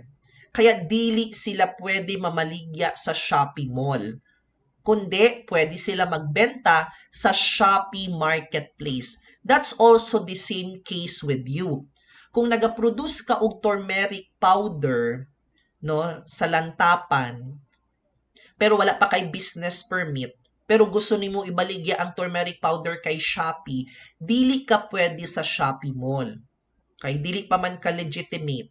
Pwede ka sa Shopee Marketplace. Ayan. So, ang pangalawang klase ng seller, preferred sellers, eto na yung mga nasa marketplace, no? Pero kung gusto mong maging preferred seller ka, ini-invite kasi ni Shopee kung sino itong pwedeng tawaging preferred sellers. By invitation only ito. Ito yung may mga tinatawag na excellent sales, no? At merong magandang operational performance. This is by invitation only to those with excellent sales and operational performance. Siyempre, ang mga preferred sellers, magsisimula muna yan sila as no-label sellers. Pero dahil marami na silang customers, excellent yung kanilang sales, maraming binibigay na ratings, maganda ang kanilang operational performance, i-invite yan sila ni Shopee para maging preferred seller. The moment na maging preferred seller ka, may mag-a-appear na badge next on your profile. So, kunyari, Piper Rambuanga, tapos may badge na nakalagay preferred seller. Pag may badge na preferred seller, mas mataas ang trust rating na pwedeng ibigay sa inyo. Kasi nga si Shopee na ang nag-verify, itong seller na to, maganda ang performance nito, wala masyadong reklamo, walang canceled at return orders, kaya sige gawin natin siyang preferred seller. May mga criteria, may mga metrics na kailangan yung ipasa bago kayo makareceive ng invitation. Kaya kung sa kagaya ninyo na magsisimula pa lang kay Shopee, medyo hindi pa kayo pwedeng maging preferred seller. So, hindi tayo pwede sa Shopee Mall seller, hindi tayo pwede sa preferred seller. At yung pangatlo, hindi rin kayo pwede para tawaging overseas kay naalaman ta sa Pilipinas. Overseas sellers, kay maumani sila ang mga nakabase sa China at saka sa South Korea. So, hindi ibig sabihin na dapat Chinese or Korean. Kahit na Pilipino ka, pero nasa China ka ngayon, tapos you are planning to sell products kay Shopee, pwede kang maging overseas seller kay Shopee. Medyo baka mahal lang yung, medyo mahal na yung shipping fee, no? Nababayaran ngayon ng, babayaran ng buyer kasi nga overseas ang seller. Kaya kung hindi kayo pasok sa first, second, and third, di wala tayong choice, kundi pasok tayo sa ika-4. Wala man tayong choice. Yun na lang yung naiwan eh. Kaya ang tawag sa atin kay Shopee, no label sellers ang tawag sa atua. So that's why we are called a C2C. Bakit? Wala man kay business permit. Kaya kung naapa kay business permit, pwede na ka dito sa Shopee Mall. Wala man kay business permit. Kaya hindi ka ma-qualify. Kaya wala kang choice kundi ang tawag sa'yo, no-label sellers. Customer to customer seller ka lang. Kumbaga, ang category mo, dili business. You are still a customer na magbebenta lang sa isa na namang customer. Kumbaga, dati mahilig kang mag-online shopping kay Shopee, hanggang sa na-realize mo na, magbenta rin kaya ako ng ganito kay Shopee. Pero since hindi ka nag-register ng business, kaya ang tawag sa'yo, consumer pa rin or customer pa rin. Kaya dito tayo mas nabilong. No label sellers ang tawag. Alam nyo ba na kung plano ninyong magbenta kay Shopee, like kunyari maging Shopee Mall seller ka or preferred seller ka, overseas seller ka, or no label seller ka, alam nyo ba ang kagandahan kay Shopee? Walang bayad. Walang bayad para mag-create ng tindahan kay Shopee. Walang bayad kung plano mong magbenta ng products kay Shopee. Kahit na 20 pieces pa na products ang ibenta mo or i-display mo kay Shopee, walang bayad. Libre yun. Libre. Pero, meron lang silang sisingilin sa inyo na tinatawag nating transaction fee. Seller transaction fee ang tawag natin. Pag sinabing seller transaction fee, kay ani man good na. Ani ang senaryo, no? Kinsa ba ang magkolekta sa payments? Kinsa ang nag-collect sa payments sa mga buyers? Tayo ba? Di ba hindi? Si Shopee man ang responsible magkolekta. Kaya yun ang babayaran natin kay Shopee. Yung transaction fee. Or otherwise, ginatawag nila na handling fee. Handling fee, murag bayaran lang nimo si Shopee kay para secured lang ang imong kwarta. Dili man kita ang nagadawat sa payment. O for example, taga Bukidnon ka, tapos nagbenta ka ng tableya sa Shopee. Tapos ang nagbili ng tableya mo taga Cebu. Tapos ang option ng buyer cash on delivery. O kinsa man ang magdawat sa cash nung gi-deliver na ang item sa Cebu. Di ba ang rider, ang partner logistics ng Shopee? Ngayon, pag nakuha na ng rider ang bayad kay COD man, i-remit na nila yan ngayon. So kung JNT Express ang nag-deliver, tapos gidawat ni JNT Express ang bayad sa COD, at the end of the day, i-remit na sa rider kay Shopee. So si Shopee ang responsible for the collection of payment. So ma'am, paano namin makuha yung bayad? Magre-reflect na lang yan doon sa account mo, doon sa dashboard. So doon nila ipapasok. Si Shopee, ipapasok niya doon. At pag pumasok na sa account mo, pwede mo nang i-transfer sa bangko mo or pwede mo nang i-withdraw yung kinita mo doon sa Shopee. So you got the system, you got the process. Ang babayaran lang natin kay Shopee, yung tinatawag na transaction fee. Pero kung Shopee Mall seller ka or kanang branded ka, gani ka ng legitimate business ka, duha ang ginabayaran na ay transaction fee na apadyod na ginatawag na commission fee. If you are a Shopee Mall seller, kanang sa Shopee Mall ba, diba naiupat? Shopee Mall ang pinakauna. So if you are a Shopee Mall seller, maliban sa transaction fee, meron ka pang ginabayaran na commission fee. So murag na ay commission si Shopee kada product na imuhang mabenta. Pero 'di ba karamihan kasi sa atin mga no label sellers lang naman tayo. Pero meron kasing dahil pandemic nga, kumbaga para makatulong si Shopee sa mga online sellers, bali si Shopee, pero hanggang July lang yun kasi ngayong August 1, babalik na yung pagsisingil nila ng commission fee at saka ng transaction fee. Pero habang hindi pa nag-August 1, lahat ng marketplace sellers Katong dili sa Shopee Mall ba? Kaya syempre kung Shopee Mall seller ka, di ba legitimate ka, medyo naakay kakayahan na makabayad pa. Pero sa mga marketplace sellers nato, kapag dili pa 100 above ang total na nabenta mo na products, hindi ka china-charge ni Shopee. Pero hanggang katapusan na lang yon. Because starting August 1, lahat ng sellers magbabayad na tayo ng tinatawag na transaction fee. And usually, the transaction fee, iba itong commission fee ha. The commission fee and the transaction fee are actually different. Magkaiba. So, ito kasi yung sa pandemic eh. Pero just to give you an idea kung magkano ang transaction fee ni Shopee, magkano ba ma'am? The transaction fee is 2%. 2% nung babayaran ni client, babayaran ng customer, plus VAT. Ang VAT is 12%.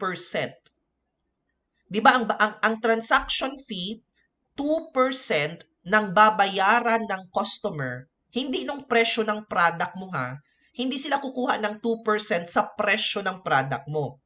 Kasi take note, may shipping fee pa na babayaran si buyer.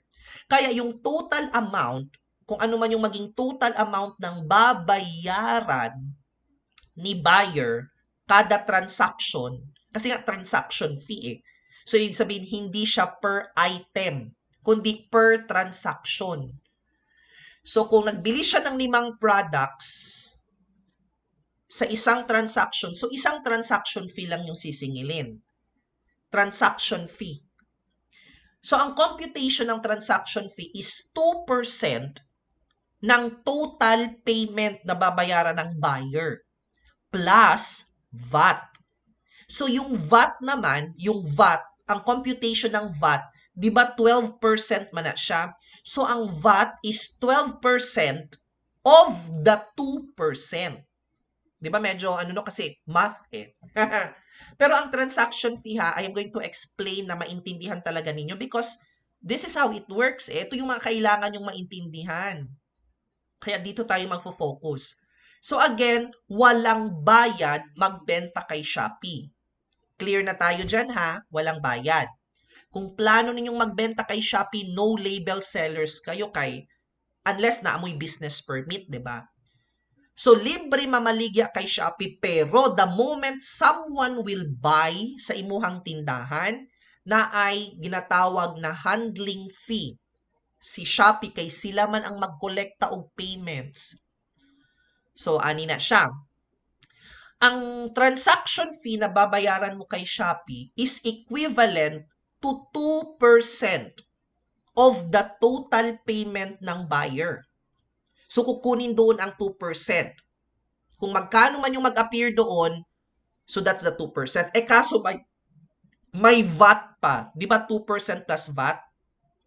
Ang VAT, kukunin niyang VAT 12% nung naging resulta nung 2% na computation. O sige, magkuha ako ng calculator para mas clear ha.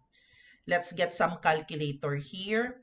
Pwede bang mag-share dito ng screen sa calculator? Let me try kung pwede bang ganyang style ha. Kasi this will be my first time to share screen a calculator.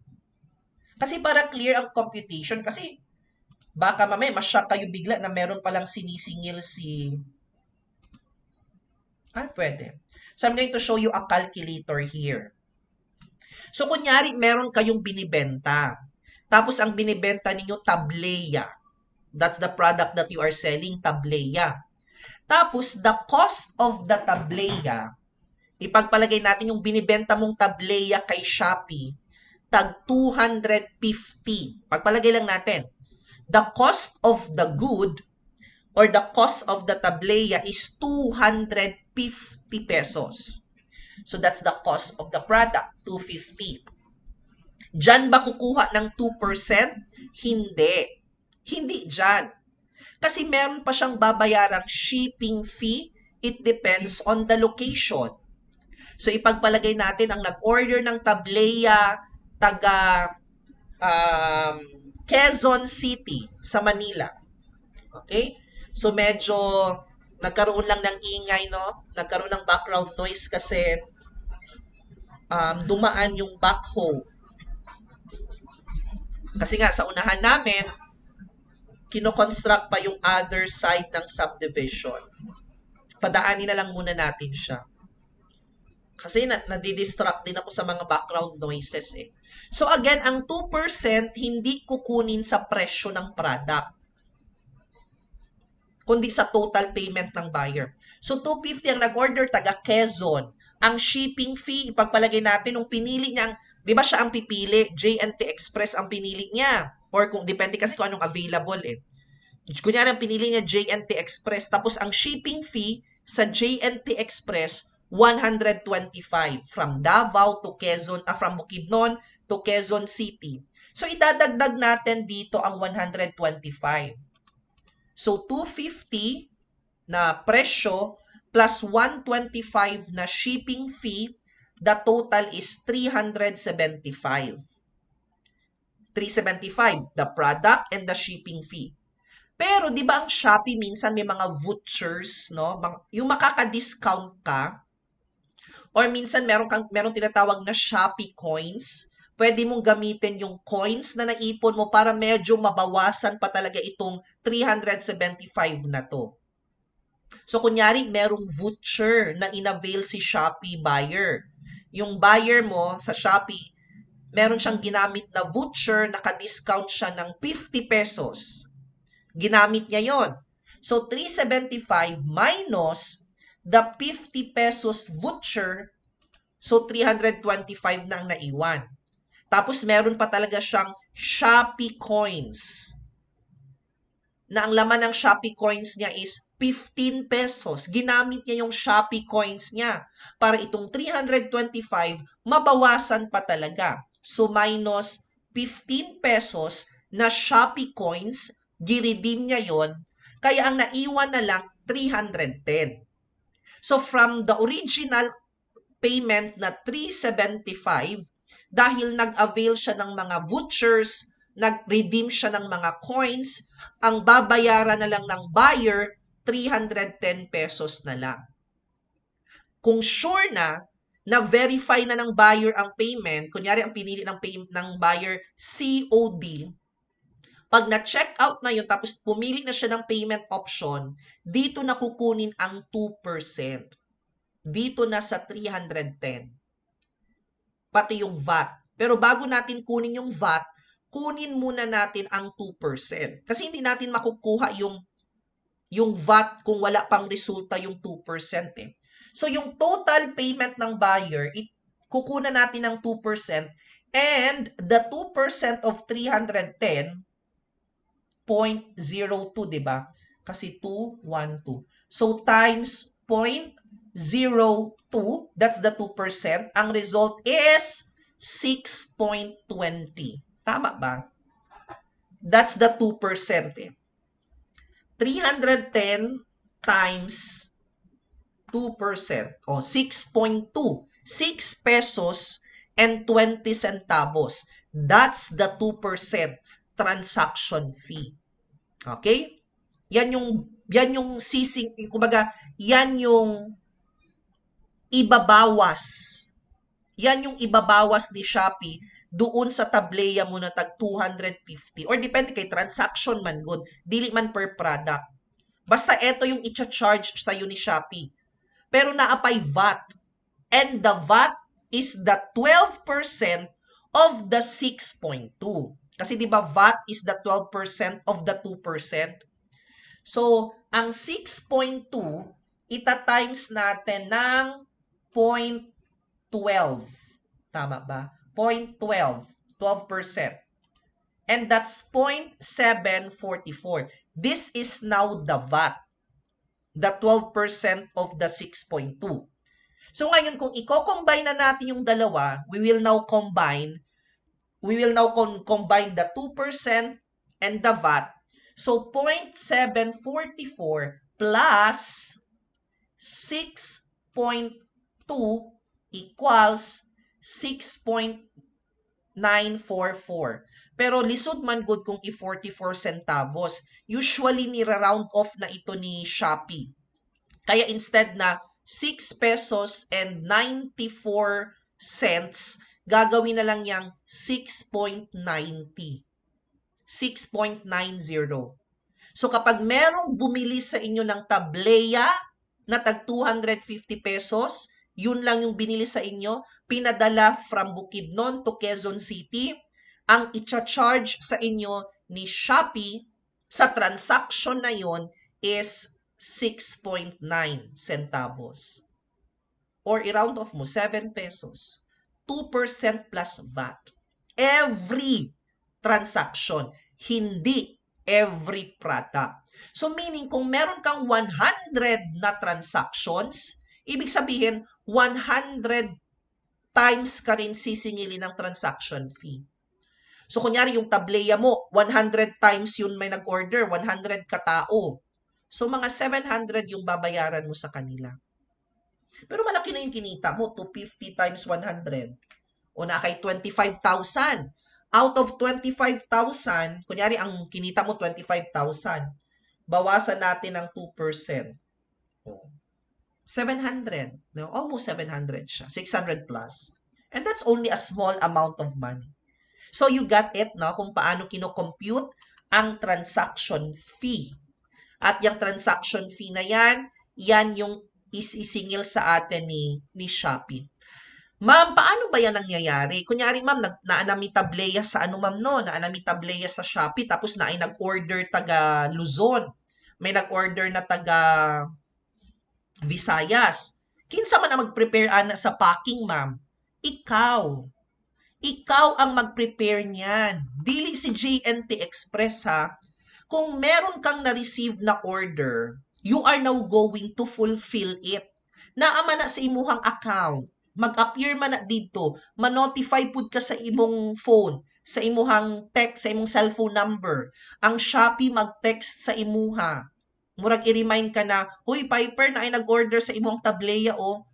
Kailangan mo nang i-prepare yan. So nakikita na nga sa online, nakikita pa pati sa offline through text. Kaya pag may na-receive kang order, no, you are now going to prepare, ikaw ang magpre-prepare niyan. Ngano, naaman sa imuha ang inventory. Di ba naa sa inyong balay ang tableya? O kinsa man ang magbalot ana? Walang iba kundi ang seller din. So after the order payment of the buyer is verified, kunyari okay na, nag-check out na siya, COD ang iyang gipili, now the seller can proceed sa pag-fulfill sa iyahang orders within the DTS period or the days to ship. Pag sinabing DTS, days to ship period. Makikita mo rin yan sa ano mo. Makikita mo yan sa profile mo kung gaano katagal yung DTS period. Kaya dapat ma-fulfill ang orders within that period. Kunyari nakalagay doon, 5 days. Kunyari may nag-order, no? Tapos ang DTS period ng packing to delivery is 5 days. Dapat ma-fulfill yan ninyo. Or else magreklamo ang consumer, baka bigyan kayo ng negative feedback. So ganito ang mangyayari. Pag nadawat na nimo ang order, na notify na ka, so baluto na nimo. Ikaw na ang kung fragile na, ikaw pa ang magpalit sa bubble wrap. Ikaw man jud magpalit ana. O ka ng mga box, mga pouch. Basta ibalot mo siya ng maayos na hindi masira, lalo na pag mabasag. Sa LBC ba libre yung mga bubble wrap? Hindi Hindi, babayaran mo yun. So you are responsible for the packing. Yung tableya, okay lang naman na maliit na box lang or sa pouch mo lang ilagay, no? Yung mga pouch, kunyari JNT Express, doon mo na yan kukunin sa kanila. And you can have it in advance. Ibig sabihin, pwede kang pumunta sa Shopee, pwede kang pumunta sa JNT Express, tapos maghingi ka na ng mga pouches nila. Tapos i-ready mo lang sa bahay niyo. Para kung may naka-receive ka na ng order, so balutin mo na yung tableya. Pag balot mo ng tableya, gilagyan mo pa ng newspaper, o kung ano-ano pa yung nilagay mo, tapos nilagay mo na sa pouch ng, tawag dyan, kung wala kang available na pouch, okay lang din yan. Kasi pupunta naman ang rider sa inyo eh. Ang mangyayari kasi, every order, merong tinatawag na ID number. So, kunyari, nag-order ng tableya. Makikita mo man yan sa dashboard mo yung number, ID number. Kung nagbalot ka na ng tableya, nagkuha nga ako ng box. Ito na yung last ko na demonstration eh. So, kunyari, dito ko nilagay ang tableya. Kunyari, may available ako na box. Ito. No? So, kunyari, dito nakalagay yung tableya sa loob ng box na to. Siyempre, lalagyan ko to ng packing tape, no? Isisecure ko na.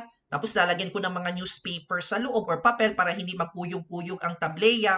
Ngayon, kung na-secured ko na ang box na to, kailangan mong ilagay dito ang tinatawag na order ID number.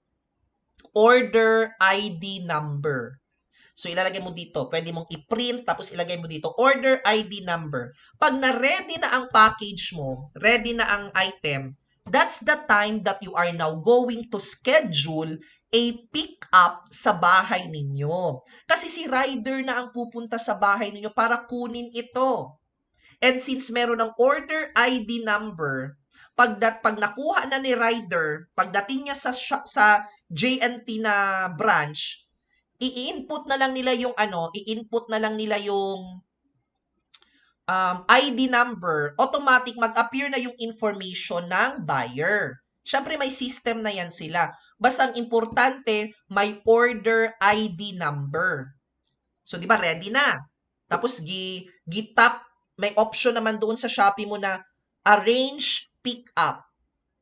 Tapos, magpili ka doon ng date kung kailan mo gustong magpunta ang rider sa bahay ninyo para kunin yun. Pag nakuha na ito ng rider, pagdating niya sa JNT Express, itatype niya lang yung order ID number, mag-appear na yung information ng buyer at saka ng seller, ipiprint niya yung sticker, ang tawag doon airway bill, yung may mga barcode, 'di ba? Mag-a-appear yan doon. Tapos yun na, ilalagay na nila ito sa etong box, ilalagay na nila sa pouch. Tapos doon sa pouch, ilalagay na yung airway bill or AWB. Name of the seller, name of the customer, ready na for shipment. So, ganun ang mangyayari. Pero, kadalawang beses lang magpunta si rider sa bahay nyo. Pagpunta ni rider, on the scheduled date, wala ka, bibigyan ka pa ng isang chance. Pagpunta niya ulit, wala ka pa rin, canceled order na yan. Kaya magbibigay na ng negative feedback si buyer. Vice versa, ganun din. Pag nag-deliver ang rider kay buyer, gi-deliver niya na sa Quezon City, tapos pagpunta, walang may nag-claim, babalikan niya yan kinabukasan. Kung wala pa rin mag-claim, ibabalik na yan sa atin. Return to sender na kumbaga. Pero wala pa rin tayong babayaran. Ibabalik sa atin yung product for free. Walang babayaran. Okay? So that is how Shopee works. Yun lang naman yung problemahin mo. Magbabayad ka ng transaction fee and you are responsible in packing your items. Kaya I hope, together with DTI, na in the future, you are now going to add your products kay Shopee. At least meron na kayong mga basic knowledge on how Shopee really works. And the moment you will start selling your products kay Shopee, you will discover bigger opportunities pa talaga. Okay? So good luck on your e-commerce journey with Shopee. Always make sure to avail the full potential of what we call the online selling. So it's 12 noon and this is where I am going to end our learning session for this morning. Kaya maraming salamat sa ating mga participants, both dito sa Facebook group and of course sa YouTube channel namin na Knights of Online Marketers. Kaya kung meron kayong mga questions, you can always leave that one in the comment section below. And then while waiting for some questions, kung meron lang din naman, don't forget to fill up the attendance sheet and the client satisfaction feedback na makikita din ninyo sa comment section ng live session natin ngayon. So with that, maraming salamat po. I hope to see you again soon with the other learning sessions na meron ang provincial office ng BTI Bukidnon, and of course, pati ng kanilang mga negosyo centers. So again, don't forget to like our official Facebook page, Knights of Online Marketers, and don't forget to subscribe to our YouTube channel, Queen of the Knights. Enjoy everyone, enjoy your lunch, keep safe always. You can still be productive for the rest of the day.